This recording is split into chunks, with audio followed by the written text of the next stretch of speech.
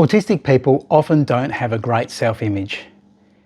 This shows up in negative self-talk, especially the labels we put on ourselves. Today I want to break that down and look at how an autism diagnosis or even a self-identification can help redefine the way we see ourselves. Hi, I'm Phil, a late diagnosed autistic older adult, and I'm back in front of the fire today as we discuss self-image and the labels we place on ourselves. Self-image is such an important part of anyone's life. A healthy self-image helps us achieve, build strong relationships, and move through the world with confidence. But when our self-image is poor, or worse, damaged, it can lead to missed opportunities, strained relationships, or even mental health struggles like depression and anxiety. Sadly, many autistic people have a complicated or negative relationship with their self-image. So why is that? Well, right from the start, we know we're different. Autistic people often sense this instinctively, even from a young age. Our brains are wired differently. Not better or worse, just different. But when everyone else seems to think, act or process differently, it's easy to assume they're right and we're faulty. And of course, that's not true, but it's a natural human response. Those differences can also mean that people around us don't understand us, or worse, react negatively to us. And when you combine internal self-criticism with external judgment, self-image can really take a hit. So what does that look like in everyday life?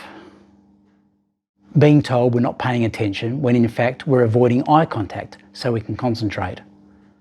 Being told to sit still when movement or stimming helps us regulate our emotions.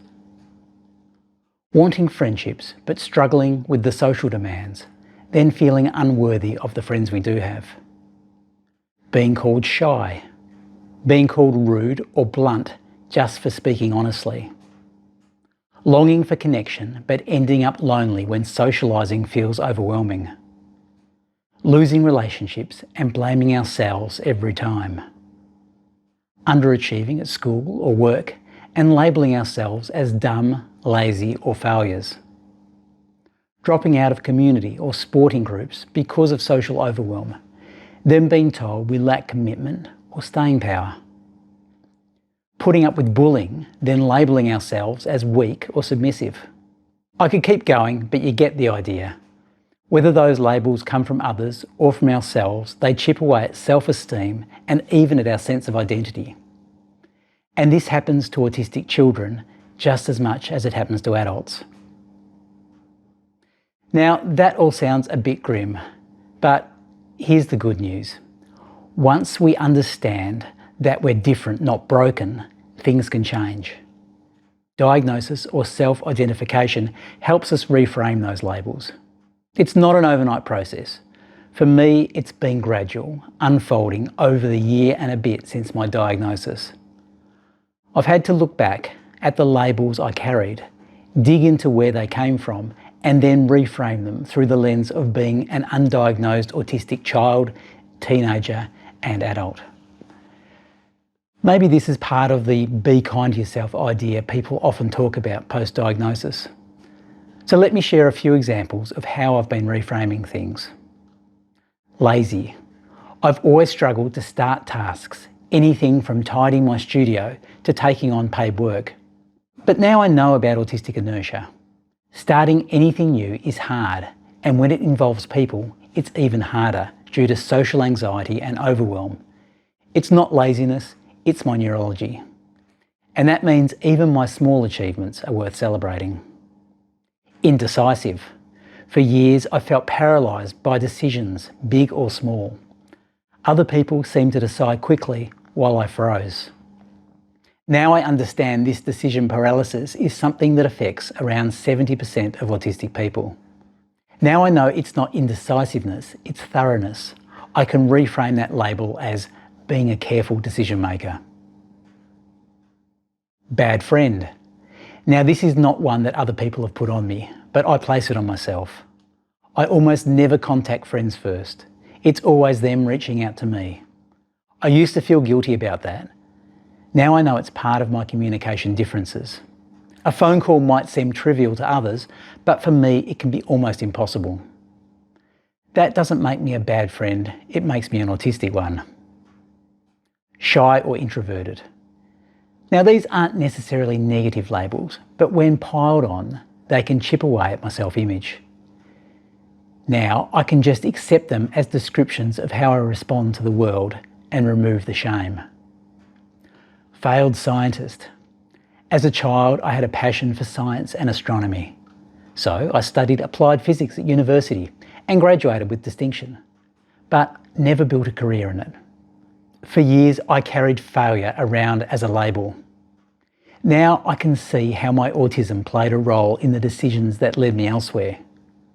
That reframing means I can let go of the failure label also. Crap Christian.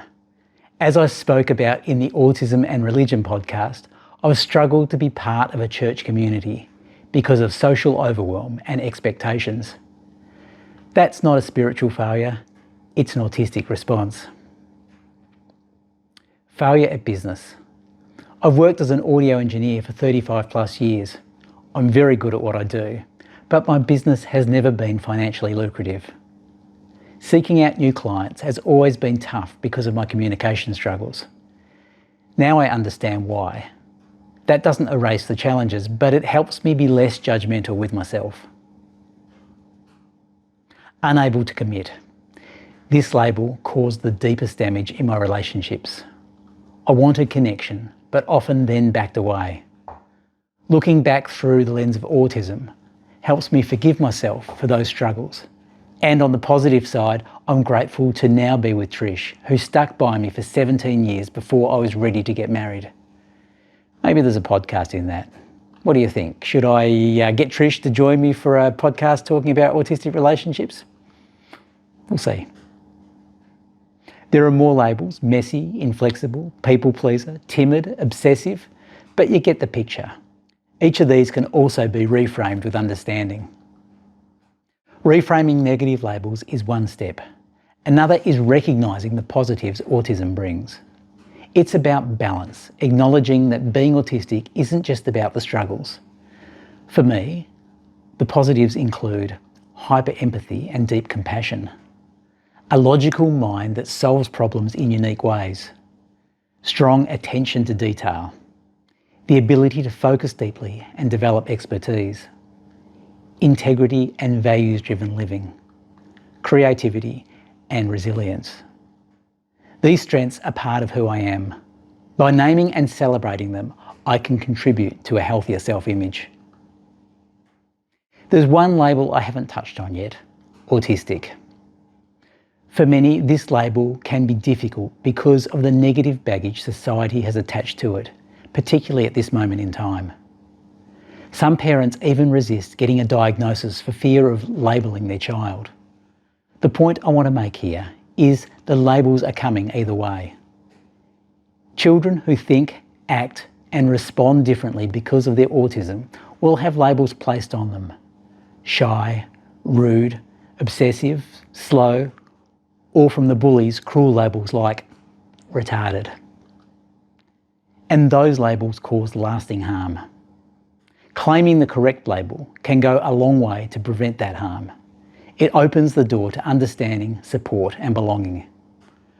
For me as an adult, I'm proud to claim the label autistic as the core of my identity.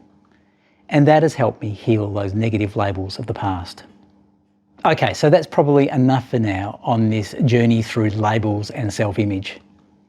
If you've reframed aspects of your self-image since identifying as autistic, I'd love to hear your story in the comments.